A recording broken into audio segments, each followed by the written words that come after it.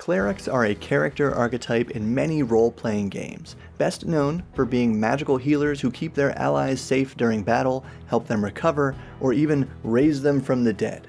Like many RPG character archetypes, the Cleric's role was solidified by early editions of Dungeons and Dragons. In all editions of D&D, Clerics are described as receiving their healing magic from some higher power, usually one or more gods, and channeling that divine magic into the world.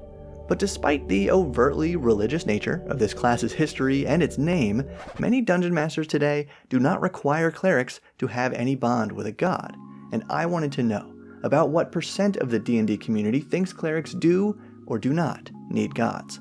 So I asked this very question in a poll on YouTube, does a cleric need a god? And it quickly became the most divisive question I've ever put into the world. I'll share the result in a minute, but please go ahead and write a comment with your response, then feel free to edit it later if you change your mind over the course of this video. My goal, however, is not to change your mind in one way or the other. Instead, by exploring the history of clerics in Dungeons and Dragons, you'll see that even the game designers have changed their minds from one edition to another. So my goal is to investigate what parts of the cleric class have changed and what parts have stayed the same over the last 50 years, and then share the comments from that D&D community poll expressing the variety of playstyles people have used and are currently using to have fun with clerics. Because I'm Bob, this is where we learn how to have more fun playing D&D together, and here's the result of that poll, does a cleric need a god? Out of the first 4,000 people who responded, 50% said, yeah duh, and 50% said, nah. It split the D&D community in twain. I will point out that by 12,000 votes, nah had a 1% lead in the poll, but that's almost certainly negligible. And neither side is exactly right or wrong here, although people on both sides did try to provide arguments for why their side was factually correct, and this is where it got interesting. Many people started citing D&D rulebooks for definitions of clerics and their source of magic. But polls, by definition, are for collecting opinions. The full text of my question even said, do clerics need gods? Grace and I discussed this question in the most recent episode on my other channel, and I want to see what the community thinks. As in, not what the rulebook states, or I would have just looked it up myself, but then I got curious. What does each edition really say about this? Let's begin at the beginning. 1971 Chainmail, Rules for Medieval Miniatures by Gary Gygax and Jeff Perrin. Many RPG historians consider this wargame supplement to be the beginning of Dungeons and Dragons. It introduces classic fantasy elements like wizards and orcs, but this booklet doesn't actually mention clerics at all. As it turns out, the cleric first appeared in Gary Gygax and Dave Arneson's 1974 publication of Original Dungeons and Dragons, aka OD&D or The Three Little Brown Books. In Volume 1, Men and Magic, the cleric is one of only 3 character classes, alongside fighting men and magic users. Fun fact here, this means cleric is the one and only D&D character class that has existed under the same name in all editions of D&D. But this version and other early editions included class race restrictions, so at this time clerics could only be human characters, and they were described as gaining some of the advantages from both of the other 2 classes, in that they have the use of magic armor and all non-edged magic weapons, no arrows, plus they have numbers of their own spells. In addition, they are able to use more of the magical items than are the fighting men. When clerics reach the top level, Patriarch, they may opt to build their own stronghold, and when doing so, receive help from above. The help from above that these top-level OD&D clerics receive, which is only at 7th level by the way, is a half-price fortress that attracts faithful men who are, quote, fanatically loyal and they will serve at no cost. So you get a free volunteer army. But at this high level, clerics must also choose strictly between the law and chaos alignments. Note, if a patriarch receiving the above benefits changes sides, all the benefits will immediately be removed. Looking at these spells and features, we see that this first publication of the cleric included class mainstays like curing wounds, creating and purifying food and water, detecting evil, raising undead, and turning away undead monsters. You may have also noticed the cleric's weird restriction against using edged weapons. That comes from Gygax reading about the historical Bishop Odo and fictional Friar Tuck from Robin Hood, who both wielded blunt weapons.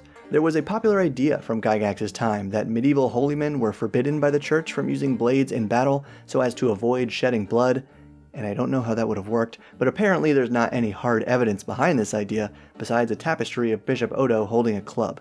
As if that has any bearing on your fantasy game anyway, so your cleric may as well fight with a sword. Besides that pseudo-historical inspiration and the name, cleric, as in a member of the clergy, there are mostly religious undertones in this original publication of the cleric. It doesn't mention serving a god at all, only getting help from above, which is then described as the cosmic alignment forces of law and chaos being able to take away the cleric's gifts if they switch sides. So where did the cleric really come from?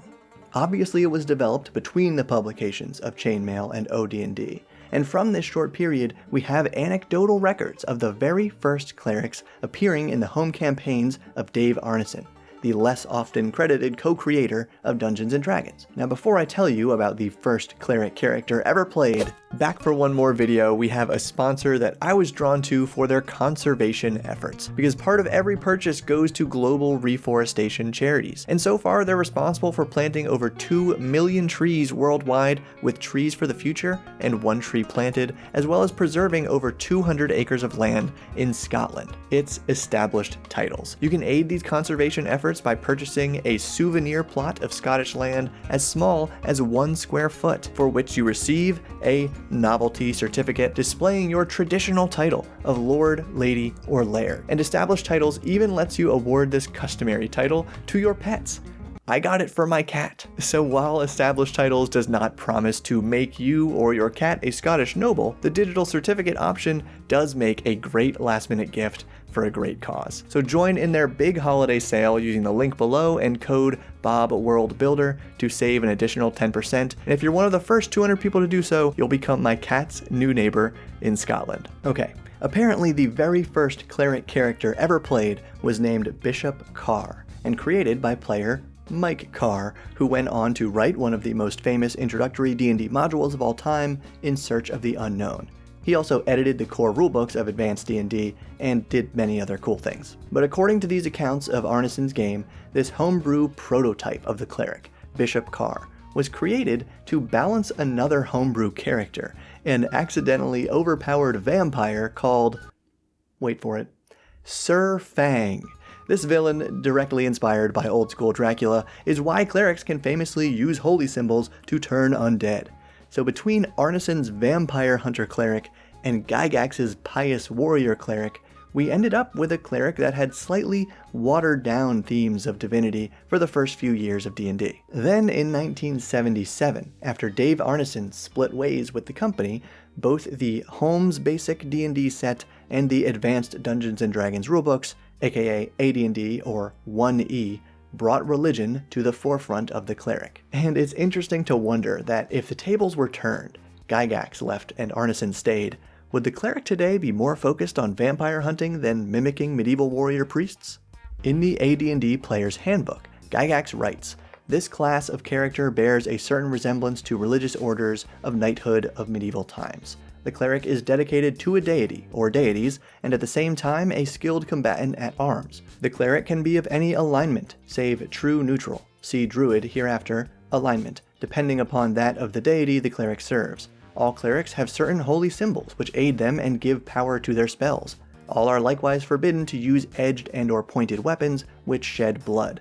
Another important attribute of the cleric is the ability to turn away, or actually command into service, the undead and less powerful demons and devils." Other races besides humans could be clerics in AD&D, but humans were the only race with unlimited advancement in the cleric class, and 8th level clerics had the same benefit from OD&D, automatically attracting, quote, fanatically loyal, unpaid followers, so as long as the cleric does not change deities and or alignment. One other fun fact, AD&D is where we got the first druids. They were a neutral aligned subclass of clerics. And they're pretty cool, but that's probably another video. Similar in tone to AD&D, the Holmes D&D Basic set, also released in 1977, starts its description of clerics with, "Clerics are humans who have dedicated themselves to one or more of the gods," maintaining that class race restriction, and then summarizing the cleric's restriction from using edged weapons and their ability to turn undead. Now, there are a few versions of Basic D&D, so let's also look at the one with the coolest cover, Frank Menser's. A cleric is a human character who is dedicated to serving a great and worthy cause. This cause is usually the cleric's alignment. For example, a cleric may be dedicated to spreading law and order. In D&D games, as in real life, people have ethical and theological beliefs. This game does not deal with those beliefs. All characters are assumed to have them, and they do not affect the game. They can be assumed, just as eating, resting, and other activities are assumed, and should not become part of the game. That version seems to draw the hardest line against role-playing religion of any edition of D&D, and it's weird to imagine a version of D&D that never involved role-playing, eating, or resting. Let's fast forward to 2nd edition AD&D. Clerics had these same main features: divine powers to heal and turn undead, limited weaponry, and attracting, quote, fanatically loyal followers. Man, they really loved that phrase. This cleric also had a strict penalty for religious transgressions. This cleric receives his spells as insight directly from his deity.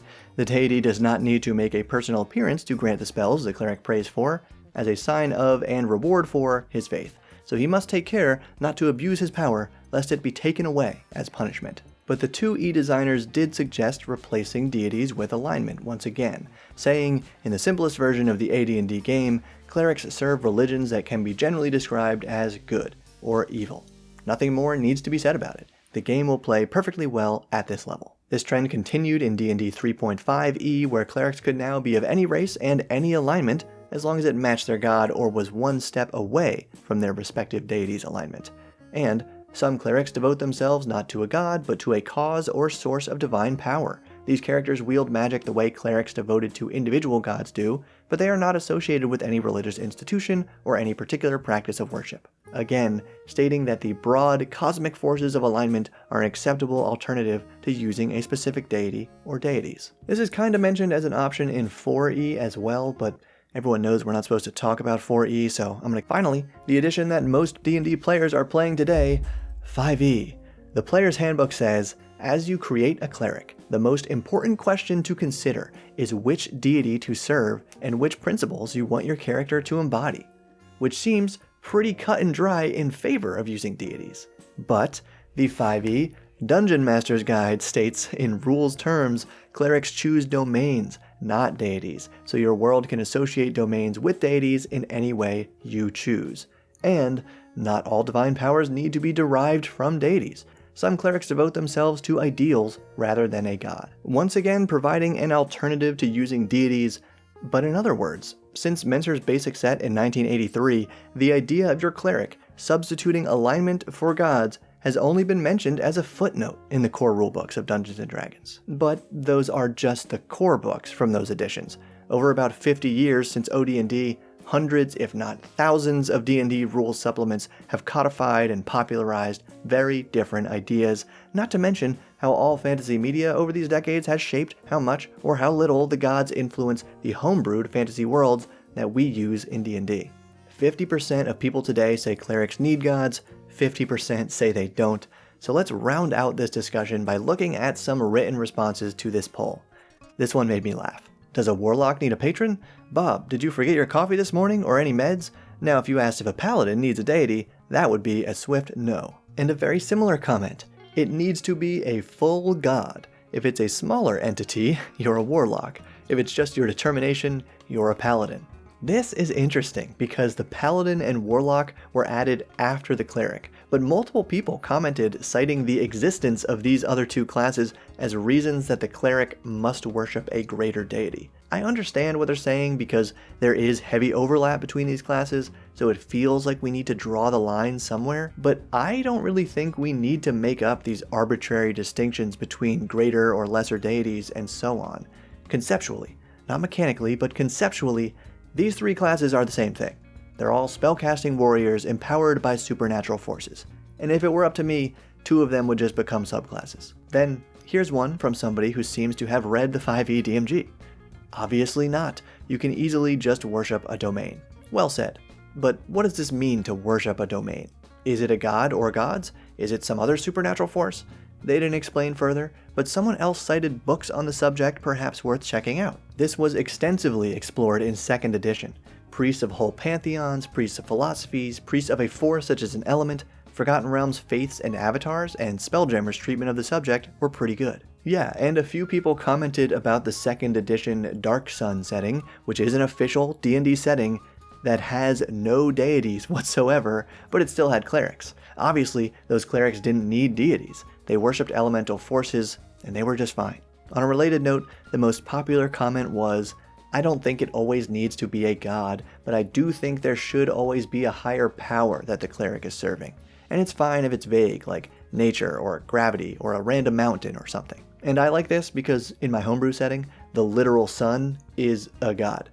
Even I haven't fully decided what that means for the setting, but the sun is really powerful and people have worshipped it for millennia, so why not? Anyway, I did also like this etymology-based opinion. Here's my piece. If the cleric doesn't have a god, then they aren't clergy. Thus the name cleric has no meaning in the game context. Just another caster class fits more with how people see clerics these days. I make and define new classes for every campaign I run to avoid this. Words matter, and I do find it funny that the name cleric has lasted longer than any other class name, even though the meaning of it has been questioned throughout its entire history. Still, I don't think it'll ever change at this point. Every class name feels very locked in, and frankly, Wizard of the Coast probably has way too much merchandise with the word cleric slapped on it to start calling it something else. But how about a fun-based opinion? Having a god makes it a lot more fun for RP. And I agree, because one of my favorite characters ever that I played was a barbarian, not a cleric, but a barbarian who had a bond with a deity, and it just made it really easy to roleplay. Now, my favorite response. My take on this and any other TTRPG stuff is that you and your friends can do whatever you want forever as long as it helps you have more fun. If you agree, please give this video a thumbs up. That's literally the core philosophy of my channel, and lest we forget, playing however your group prefers is also codified in the core rules of every edition. The designers have always been clear that everything in these books is secondary to whatever made-up version of D&D you and your fellow players find the most fun. So in the future, I'll try to emphasize that my polls are always asking for opinions, not answers. But you should check out this video about another investigation into D&D's history, then share this one with your game group, and consider subscribing or joining my Patreon to support me in this community and to get a bunch of cool rewards. Thank you for your support, and keep building.